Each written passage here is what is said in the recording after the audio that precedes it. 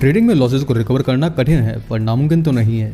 Losses को recover कैसे करना है, अगर बिल्कुल शॉर्ट में बात करूं तो अपनी गलतियों को समझो, सुधारो और प्रॉफिट करो, तो हो गया लॉस रिकवर। पर अगर डिटेल में समझना है तो कुछ मिनट्स को इन्वेस्ट करना ही होगा। अब आगे आपके ऊपर है कि आप अपने आने वाले कुछ मिनट्स को इन्वेस्ट करना चाहोगे या फिर खर्च करना चाहोगे। तो चलिए चलते हैं लॉस रिकवर करने के लिए झाड़ फूक वाले मंत्रों पर। Point number 1, stop doing anything for 1 week. यानी कि आप जो भी कर रहे थे ट्रेडिंग में, मार्केट एनालिसिस कर रहे थे, ट्रेड कर रहे थे, रिस्क मैनेजमेंट बना रहे थे, बैक टेस्टिंग कर रहे थे, सब कुछ बंद कर दो 1 हफ्ते के लिए, ताकि आपका माइंड थोड़ा सा रिफ्रेश हो सके। क्योंकि अगर आप जो पहले कर रहे थे वो अभी भी करोगे तो आपको वही मिलेगा जो पहले मिल रहा था। यानी अगर गलती कर रहे तो गलती से आपको लॉस ही होगा, तो उनको बंद करो। Point number 2, accept your losses and describe them. यानी कि आपको लॉसेस होते हैं तो उनसे घबराना नहीं है, उनसे दूर नहीं भागना है, उनको अपनाओ, उनको समझो, उनसे घबराओ मत। और अपनी गलतियों को थोड़ा सा एक्सप्लेन करो कि आपसे कौन सी गलती कब हो रही है, कि आप ओवर लिवरेज ले रहे हो, खराब रिस्क मैनेजमेंट है, इमोशनल ट्रेडिंग कर रहे हो। जो भी आपकी गलतियां हैं उनको थोड़ा सा लिखो डिस्क्राइब करके, क्योंकि जब आपको आपके वीक पॉइंट्स के बारे में पता होगा तो आपके लिए उन पर काम करना, उनको सुधारना काफी आसान और इफेक्टिव हो जाएगा। क्योंकि डॉक्टर भी किसी भी इलाज को करने से पहले बीमारी का पता लगाता है। Point number 3, improve your risk management.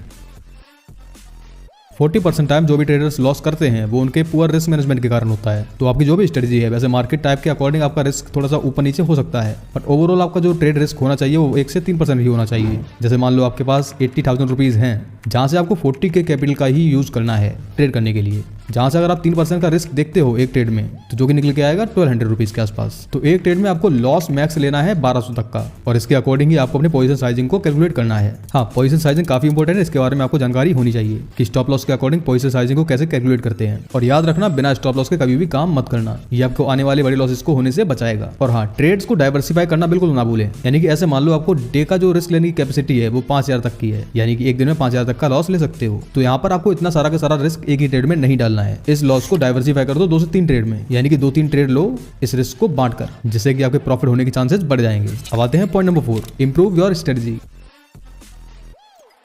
Strategy जो है वो आपके लिए एक वेपन है। बिना हथियार के अगर युद्ध लड़ने जाओगे तो मारे ही जाओगे। तो अपनी तलवार पर धार लगाओ, यानी कि अपनी स्ट्रेटजी पे जितना हो सके उतना बैक टेस्ट करो और उसको अपग्रेड करते रहो। क्योंकि ट्रेडिंग में ये मैटर नहीं करता है आपके पास कितनी ज्यादा प्रॉफिटेबल स्ट्रेटजी है, मैटर ये करता है कि एक प्रॉफिटेबल स्ट्रेटजी पे आप कितना फोकस कर सकते हो। और कम से कम ट्रेड में 1:2 का रिस्क रिवॉर्ड जरूर लेना चाहिए। अब आता है point number 5, control your emotions and stop over trading.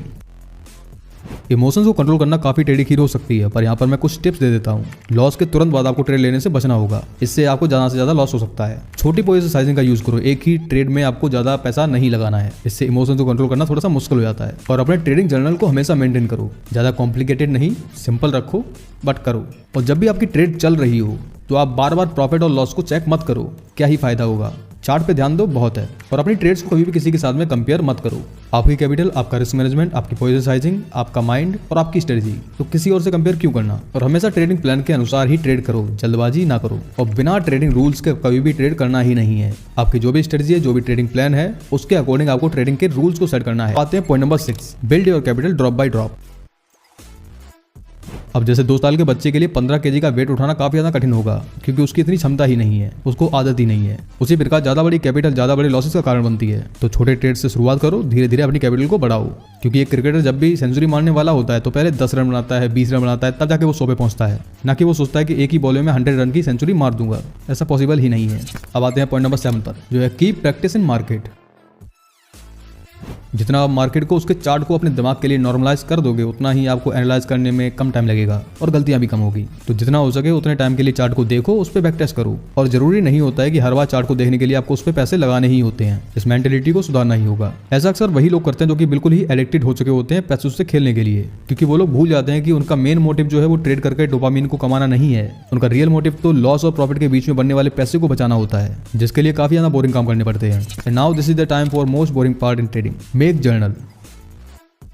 देखो, मैं मान सकता हूँ जर्नल बनाना काफी ज्यादा बोरिंग काम है, क्योंकि इसको डेडिकेशन से, कंटिन्यूटी से फॉलो करना होता है, जिसके लिए काफी ज्यादा डिसिप्लिन चाहिए है। तो यहाँ पर मैं आपको सजेस्ट नहीं करूंगा कि एक बहुत ज्यादा कॉम्प्लिकेटेड जर्नल बनाना है, क्योंकि ट्रेडिंग में आपका मेन मोटिव ट्रेड करना और ट्रेडिंग की गलतियों को सुधारना है, न कि पूरा का पूरा वेद लिखना है। तो यहाँ पर आपको शुरुआत में सिर्फ 5 पॉइंट पर फोकस करना है। Point number 1, entry and exit points, यानी कि आप किस पॉइंट पर आपने एंट्री ली और किस पॉइंट पे आपने एग्जिट कर दिया। Point number 2, entry and exit region, यानी कि ट्रेड लेने का रीजन क्या था, जो भी आपकी स्ट्रेटजी है, जो भी आपके सिग्नल्स हैं, वो क्या था। और एग्जिट करने का कारण क्या था।